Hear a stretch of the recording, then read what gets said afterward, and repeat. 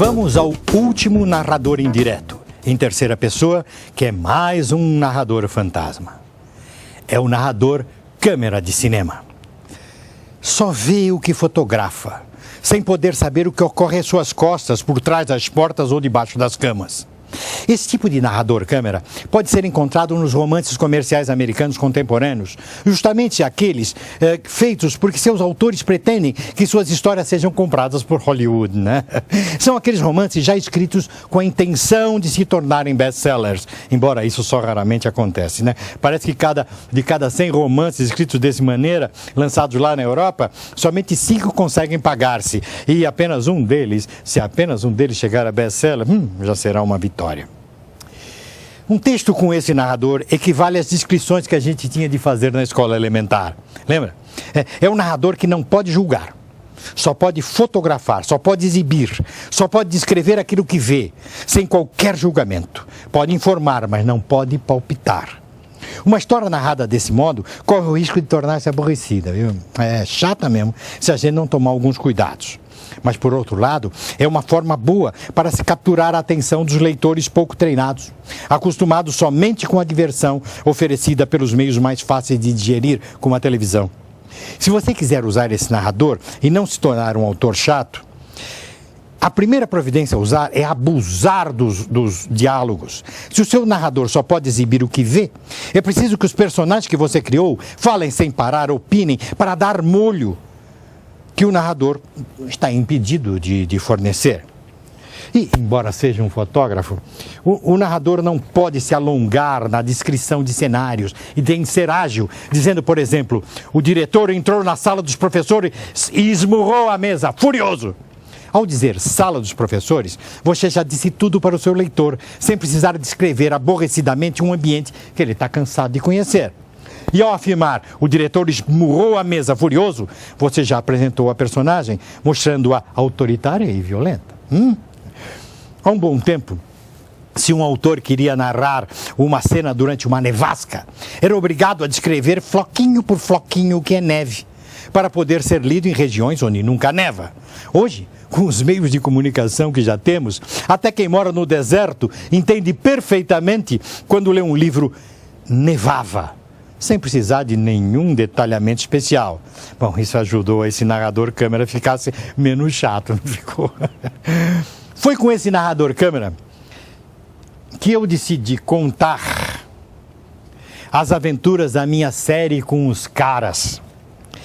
A Droga da Obediência, Pântano de Sangue, Anjo da Morte, A Droga do Amor e Droga de Americana.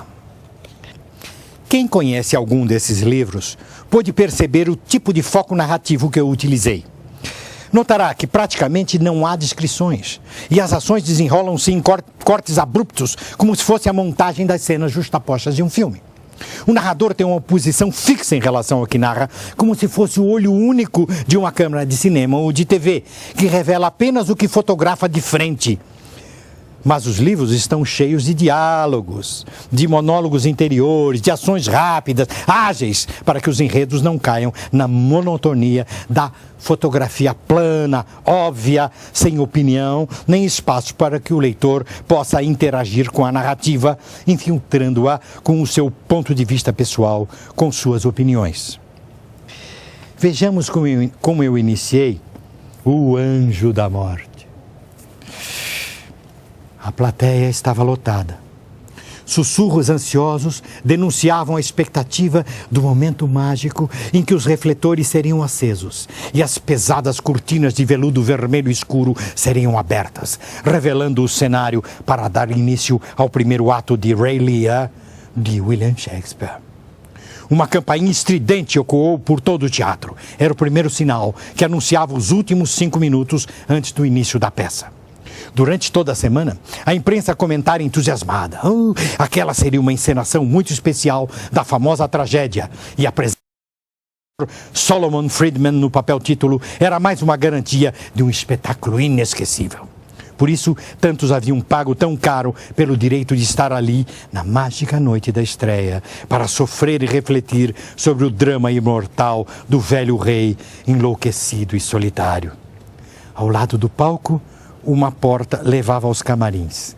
Discretamente, a porta abriu-se para dar passagem a um jovem que voltava para a plateia. Pouco mais que um menino, mas tão alto quanto um adulto. O rapaz afastou-se para o lado, evitando esbarrar em um homem que vinha entrando em direção aos camarins enquanto ele saía. De cabeça baixa, o homem desapareceu porta adentro. O jovem dirigiu-se ao seu lugar na primeira fileira, bem no centro, ao lado de uma garota que brilhava como uma jovem estrela de cinema. Formavam um lindo casal, mais na idade de espetáculos de música popular do que de estreias de Shakespeare. Que rapaz lindo, comentou baixinho uma senhora para o marido. Que gato, extasiou-se um sussurro feminino bem mais jovem. Mesmo sob as luzes mornas da penumbra em que estava a plateia, o rapaz se destacava. Era um daqueles jovens que todas as garotas gostariam de ter como namorado e que todas as mães gostariam de ter como filho. Nessa introdução, dá para notar o movimento de uma câmera de cinema, que começa no fundo de uma plateia lotada, percorre o corredor do teatro, percebe uma porta que mostra o personagem Kalu saindo, outro personagem entrando, faz um travelling acompanhando a passagem de Kalu para seu lugar na primeira fileira do teatro, descreve a linda Magri e grava as falas de jovens espectadoras encantadas com a beleza de Kalu. Isso é um narrador câmera, com a liberdade de informar até qual a peça que aquele público espera assistir. Mas creio que, principalmente, a alternativa para agilizar o texto que encontrei nessa série foi utilizar 5 diferentes câmeras de cinema, ou dividir a câmera única principal em 5 subcâmeras. Todos os livros têm os 5 caras, Miguel, Crânio, Magri, Kalu e Chumbinho, além de seu amigo adulto, o detetive Andrade, que é uma câmera auxiliar. Isso me deu um trabalho danado, viu? Eu confesso. Mas com esse recurso, eu pude pular de uma câmera a outra, de uma característica pessoal a outra, conseguindo uma velocidade narrativa que uma câmera única parada, na certa, não possibilitaria. Bom, deve ter dado certo, não é? Quase 5 milhões de exemplares dessa série já vendidos. Pode dar seu testemunho.